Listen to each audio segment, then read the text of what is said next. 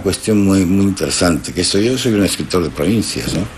No sé quién decía el otro día, soy el mejor, creo que es Gamoneda, yo soy el mejor poeta de mi barrio, ¿no? Pues aquí pasaba algo así parecido, yo era el mejor cuentista de mi barrio, ¿no?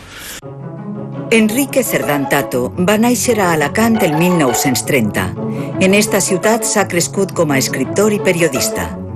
Les seues primeres ficcions tenen com a territori el medi rural, identificat amb la comarca de la Vega Baixa alacantina. Més tard, en la novel·la Todos los enanos del mundo, trasllada el seu territori al comtat de Gorce, un comtat imaginari de l'Europa del segle XIII. La novel·la Los ahorcados de Cuarto Menguante suposa un canvi d'espai i de temps. L'Amazònia i l'Espanya inquisitorial són els territoris tractats en esta ficció. Finalment, amb el llibre La lucha por la democracia en la provincia de Alicante, Cerdán Tato retorna al territori alacantí.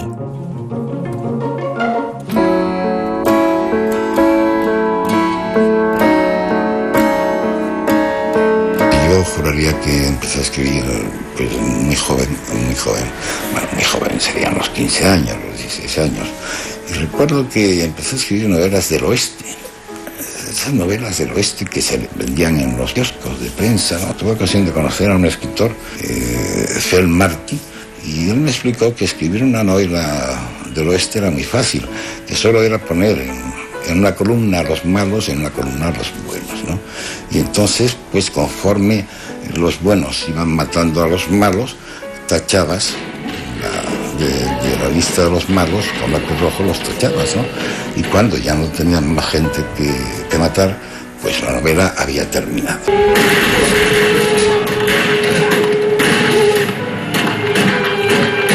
A partir de aquellos esquemas, pues procuré escribir una novela, pero como era tan maniqueo aquello de los buenos y malos, de verdad que no me salían, porque mataban más a los malos que a los buenos, ¿no? Y entonces la novela la tenía que terminar, pero la tenía que terminar con el triunfo de los bandidos. Yo nunca he tenido una metodología muy concreta, ¿no? He sido un poco anárquico en mi... He estado escribiendo una novela, a lo mejor la abandonaba y la volvía a coger pues meses después, ¿no? No tenía un sistema, no tenía un método.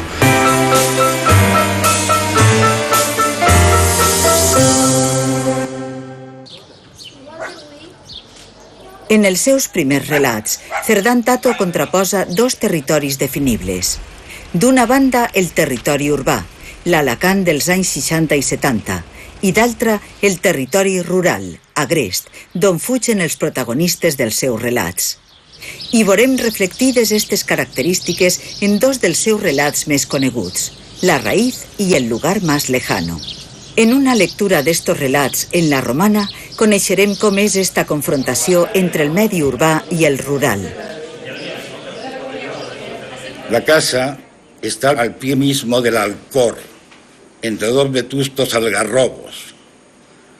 Casi no la distingo desde aquí, pero me da mucha pena, mucha. Las tapias del corral ya han comenzado a desmoronarse y dentro de poco el tejado se nos vendrá encima y no hay remedio.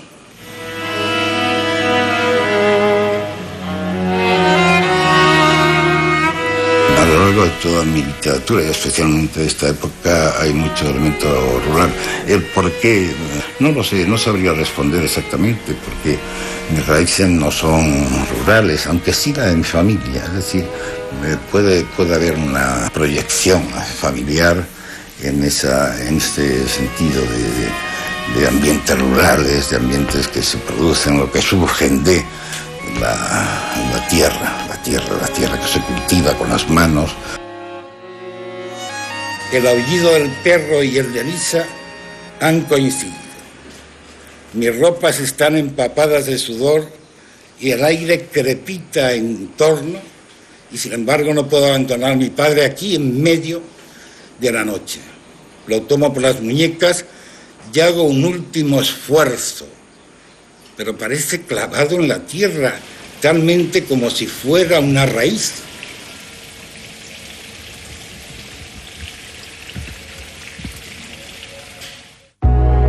José Carlos Rovira és professor de literatura a la Universitat d'Alacant i va fer el pròleg dels relats breus d'Enrique Cerdán Tato.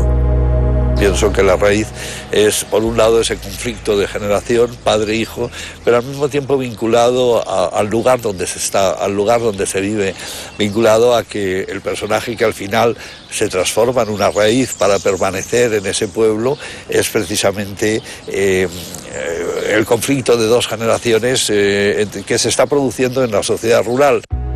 Mario Martínez Gomis és historiador i amic d'Enrique Cerdán Tato. És, a més, un estudiós del medi rural de la província d'Alacant. El mundo rural se identifica un poco con la España profunda, con esa España esencial, por decirlo de algún modo, en que las contradicciones políticos, sociales, la explotación, los temas que a él le preocupan en ese momento, pues se hayan expuestos, o él los ve por lo menos con una mayor nitidez. Y esto le pasa un poco a los personajes de todos mis relatos breves, o casi todos, que emprenden un viaje iniciático, ciertamente desde situaciones de constreñimiento o de angustia, pero esa huida la transforman en una búsqueda de nuevas perspectivas más satisfactorias para sus aspiraciones de seres humanos, ¿no? Ricard Bellveser és escriptor i director de l'Institut Alfons el Magnànim. Ha editat alguns dels relats breus d'Enrique Cerdán Tato. En l'obra de Cerdán Tato, tots els personatges estan sempre intentant adivinar on van. Hizo una breve pausa y se encogió de hombros. El caso es que yo no sé por dónde cae la pedanía esa que dice usted. No lo recuerdo. Como quiera que yo mostrase cierta perplejidad por su respuesta, siguió diciéndome que la cosa carecía realmente de importancia, ya que él también era nuevo en aquella comarca y hacía una semana tan solo que estaba allí. El lugar más lejano es la historia de un maestro que va destinado a un lugar abrupto, un lugar montañoso, un lugar difícil, de difícil acceso. Consigue llegar, pero la escuela no está en el pueblo, sino en una pedanía del pueblo. Y la verdad es que todos los habitantes del pueblo no recuerdan exactamente dónde está esa pedanía. Pero sin embargo hay una mula que va y viene, que hace el servicio, y le dicen al maestro que coja la mula y la mula ya lo llevará a la pedanía donde está la escuela. I l'home es puja i quan porta 2 dies en el burro, que ha plogut, que ha caigut neu, diu, jo què faig així? Però com és possible que ningú, que jo m'haya confiat tota la meva vida, l'haya confiat a que el burro este no es despiste o no es muega o lo que sea? Este relato le ocurrió casi igual a una maestra que yo había preparado para el ingreso en Magisterio Nacional. Naturalmente la ficción lo que hace es recrear esa realidad, extenderla, complicarla y obtener unas conclusiones, no una moraleja, sino unas conclusiones de esta realidad ficcional, por llamarle de alguna manera, ¿no?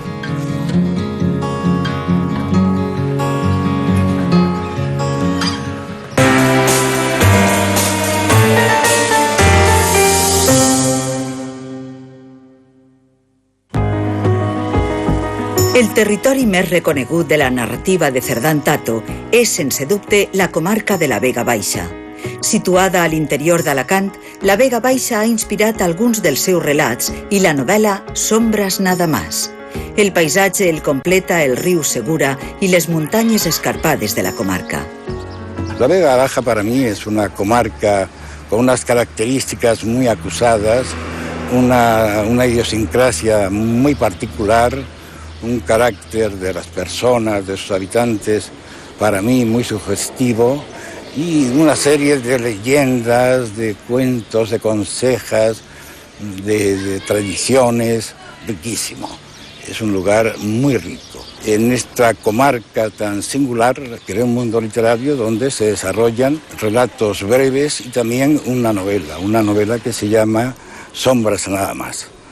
Y Para escribir sombras nada más, pues me desplacé cada día durante 15, 20 o un mes para tomar notas de conversaciones en bares, en tascas, en algunas casas de comida, conversaciones que escuchaba para coger los giros, aquellos giros, aquellas expresiones muy locales. El pueblo en realidad no está el pueblo lo encontré buscando, creo que está en las proximidades, no sé si en el término municipal de Almoradí, pero próximo a Almoradí, y descubrí allí unas casas deshabitadas en aquel entonces, alguna abandonada, y fue aquel paisaje urbano dentro del medio rural, aquel paisaje que eran 2 calles, fue el que yo utilicé como núcleo de la acción narrativa. Entonces el nombre que le di fue Puebla del Socorro. ¿Cómo se llama? Puebla del Socorro. Pues indudablemente hay unas referencias a las pías fundaciones muy evidentes. Por otra parte, hay una referencia también a un suceso real que acontece en Dolores, que es cuando toca la lotería, no sé si en el 82 o en el 81 o por ahí. Tras una contumaz sequía de por años, aquellas vísperas navideñas se desparramó sobre Puebla del Socorro toda una fabulosa lluvia de cientos y cientos de millones. Cuando menos, así lo proclamaron jubilosamente los periódicos de la tarde, las emisoras de radio y hasta la mismísima televisión, al cabo de la tensa pausa que abrió un número cantado por los infantes de San Ildefonso. El lugar que recrea Enrique es un lugar que está fundamentalmente en su cabeza. Es un producto totalmente de su imaginación. Eso sí, él tiene unos recursos, tiene un río que es el Segura, un río por el que no pasa agua, un río que huele mal, que es una evidencia que todo el mundo siente, todo el mundo que vive en La Vega. Y uno de los protagonistas, yo diría de los agonistas, que es un periodista que está tratando de elaborar un reportaje, se encuentra en aquellas aguas putrefactas un bolígrafo, y recuerdo que el bolígrafo continúa escribiendo. Entonces esto de alguna forma pues significaba que en esas circunstancias tan agobiantes, en esas circunstancias tan cerradas, la vida podía de nuevo resurgir.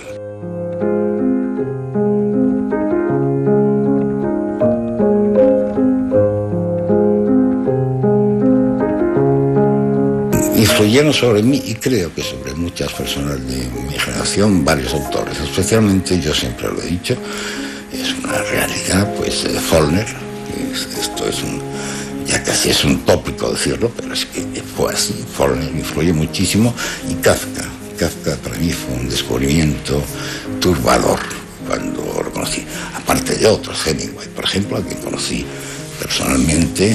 Yo recuerdo que el primer whisky que tomé en mi vida fue un whisky al que me invitó el propio Ernest Hemingway en la explanada de esta ciudad, en la explanada de Alicante, ¿no?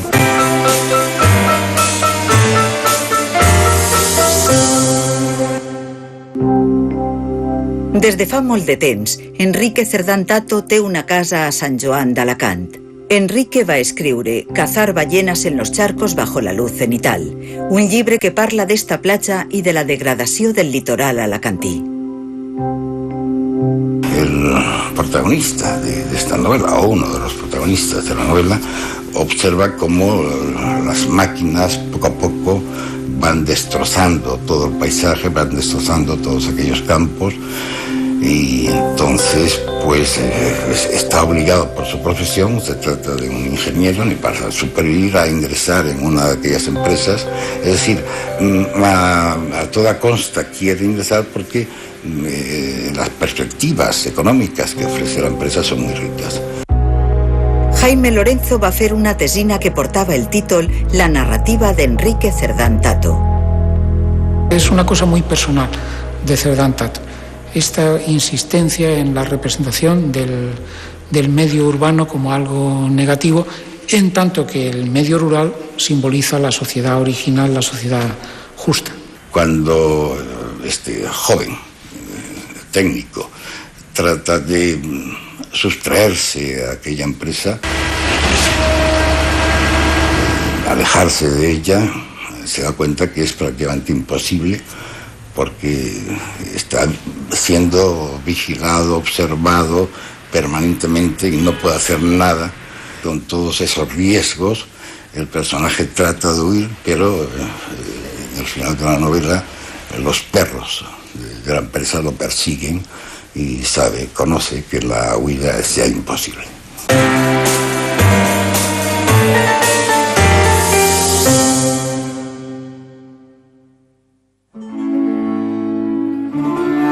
En la novela Todos los enanos del mundo, Enrique Cerdán Tato trasllada l'acció de la novel·la a un comtat imaginari, el comtat de Gorce. Un comtat que se situa en l'Europa convulsa del segle XIII, en el pas de la societat feudal a la mercantilista. Allí viu Bardas, un alquimista que està al servei del senyor de Gorce que intenta ajudar al poble. El verdadero trabajo de esta especie de entre alquimista, brujo, persona que prepara los filtros para los enamorados, ya amigos del señor feudal, en fin, persona que sirve a una sociedad absolutamente jerarquizada para ocultar las verdaderas investigaciones que está realizando. Me llaman Bardas y tengo por oficio la práctica de la alquimia, la astrología y las artes de curar. Nací, no sé de cierto en qué año del Señor, en una aldea de la Lombardía asolada por la peste, y fue mi vida de joven azacanada y taciturna. Es una novela donde Cerdán Tato insiste y desarrolla muy bien lo que es su tema favorito, y es la escritura. La escritura, la capacidad de la escritura, el poder de la escritura. Entonces el personaje central, el alquimista Bardas, ¿cuál es su empeño? Poner los descubrimientos que ha hecho, su doctrina, la manera como él ve la sociedad, ponerlo todo eso por escrito. Escribir, y que no puede decir en ese ambiente porque él sabe que lo condenarían. No puede hablar.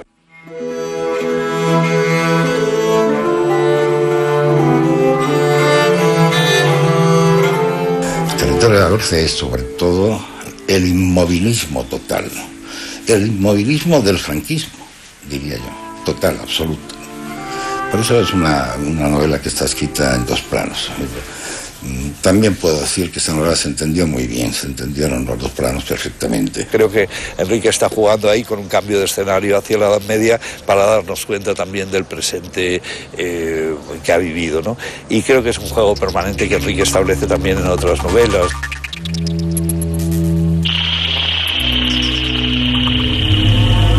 Era una forma de hurtar a la censura con esta gran metáfora medieval donde las personas actuaban clandestinamente, de alguna forma realizaban un trabajo asalariado, pero luego en sus casas, etcétera, llevaban a cabo, o con sus amigos llevaban a cabo una labor más revolucionaria, una labor que ponía en evidencia la verdad.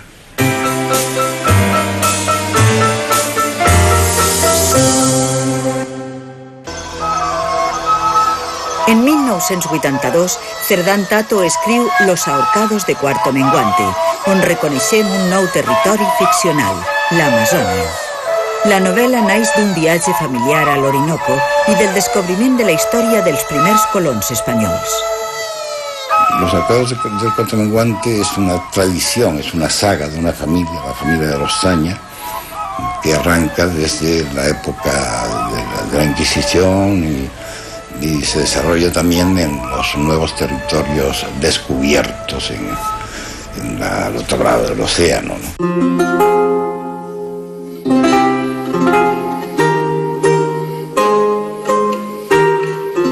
yo creo que está jugando precisamente con una saga familiar, que es un viejo recurso literario y un recurso literario que además tiene dimensiones hispanoamericanas.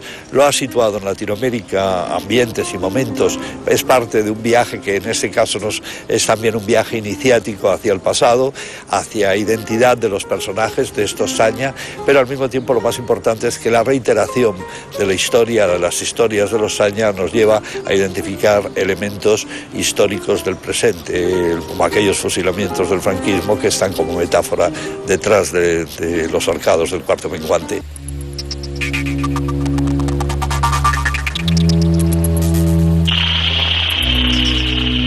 La novela también está escrita en dos planos temporales, puesto que descendientes de aquellos Saña, pues luego se verán envueltos en peligros graves en la España de Franco.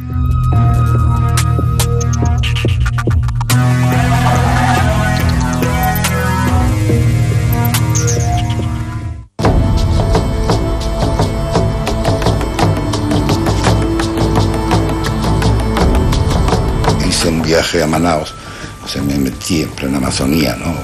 Entendí mejor todas aquellas narraciones de mi propio hermano, aquellos comentarios que me hacía, aquellas observaciones, aquellas descripciones de la exuberancia del paisaje, etcétera, de cómo vivían determinadas tribus, reducidas ya por el progreso, reducidas a una expresión ciertamente humillante. Y entonces pues traté de configurar un mundo bastante peculiar, ¿no? Que es donde se mueven todos los personajes que intervienen en este libro, en esta novela, ¿no? Los ahorcados del Cuarto Menguante.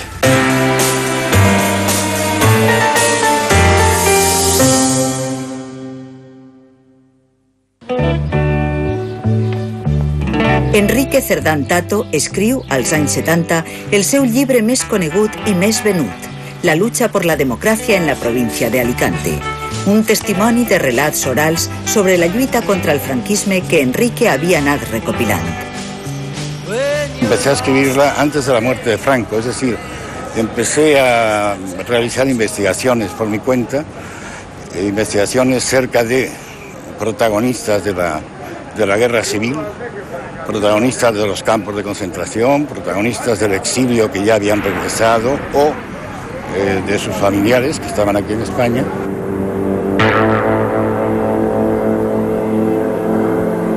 Se suscitaban circunstancias muy curiosas, circunstancias a veces absurdas, porque la gente tenía miedo a hablar, aún tienen miedo.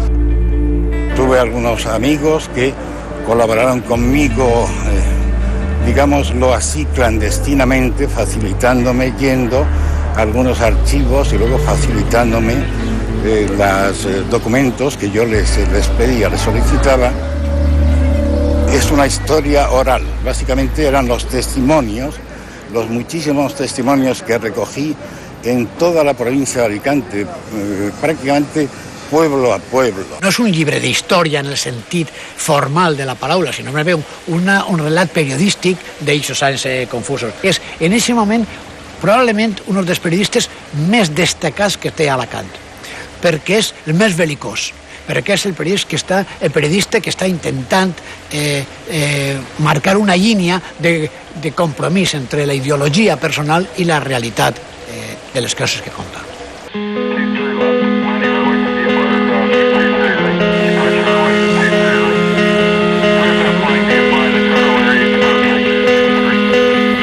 Enrique Cerdán Tato escriu articles d'opinió en diferents periòdics, com ara El País o Información, una faceta periodística que está molt vinculada a la ciutat d'Alacant.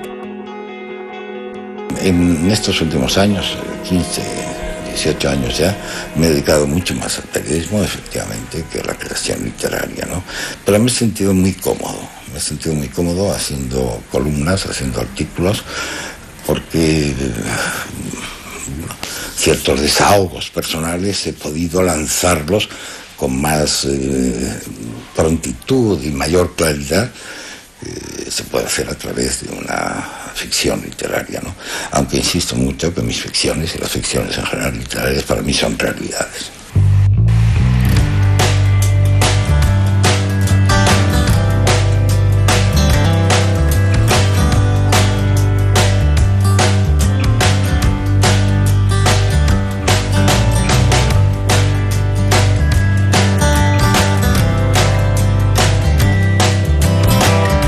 Anécdota muy curiosa, y es que en una de mis novelas, Sombra nada más, yo citaba la ciudad de Alicante, citaba algunos pueblos de la Vega Baja. Entonces un editor me dijo que procurara no citar nombres que no tuvieran una proyección literaria. Es decir, Londres se puede citar, porque Londres, claro, es una ciudad muy literaria, Roma es muy literario, Nueva York es muy literario, en Madrid y Barcelona es muy literario, pero Alicante era una ciudad prácticamente desconocida. Bueno, yo creo que en las ciudades desconocidas también ocurren historias, e historias tremendas o historias hermosísimas, ¿no?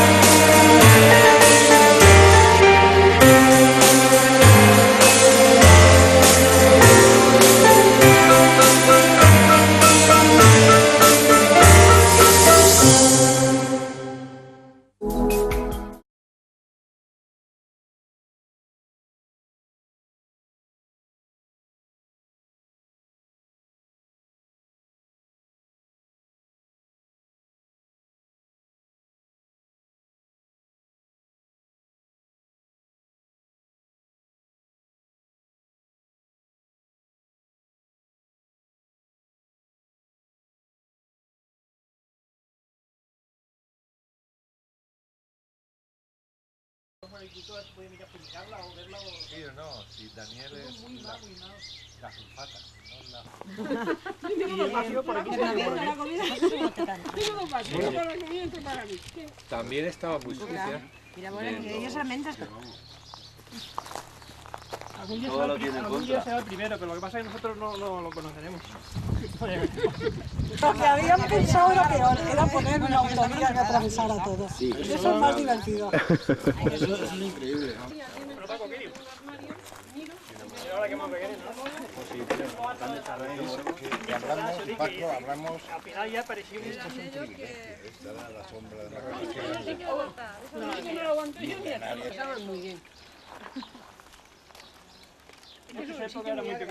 Separada dentro del núcleo, porque luego lo que sí que me consta es que ha habido como una especie, vamos, eso porque se lo he oído a mi abuelo, de pacto familiar, de que siempre la Carrasca, a pesar de que hubiera varios hijos o varios descendientes, la cogiera quien la mantuviera, no quien tuviera idea de sacarla del patrimonio familiar.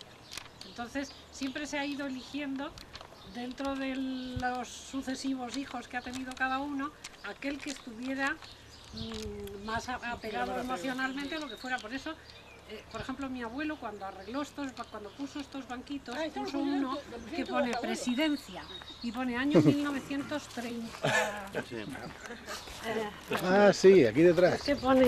¿Saca el capazo? Sí, año 1933. 33, sí, 33. Sí. Y cuando la cogió mi padre, que volvió a arreglar y poner todos los pilotes que sujetan las ramas y todas las mesas estas de mármol, cuando la arregló puso aquí 1974. Cuando la arregle yo pondré 2000, no sé qué. Sí, ¿qué? Mira, ¿ves? Pero vamos. Esto es mármol, ¿eh? Y el otro día saqué del ayuntamiento también otra información muy curiosa. Y es que en la guerra civil, del campo de Monóvar, de la Romana de Arriba. tuvisteis aquí hubo en la Romana un alcalde Escolta, seguras, Pablo. Quito el Rilo. No sé si lo El Rilo, sí, claro. Bueno, pues Quito el Rilo, que era carpintero y que era un hombre espléndido en todos los sentidos. Cuando la guerra civil, claro, había mucha hambre y había mucha necesidad de todo. Y había, entre otras cosas, ganas de calentarse, y esto en invierno es frío y no había carbón para poder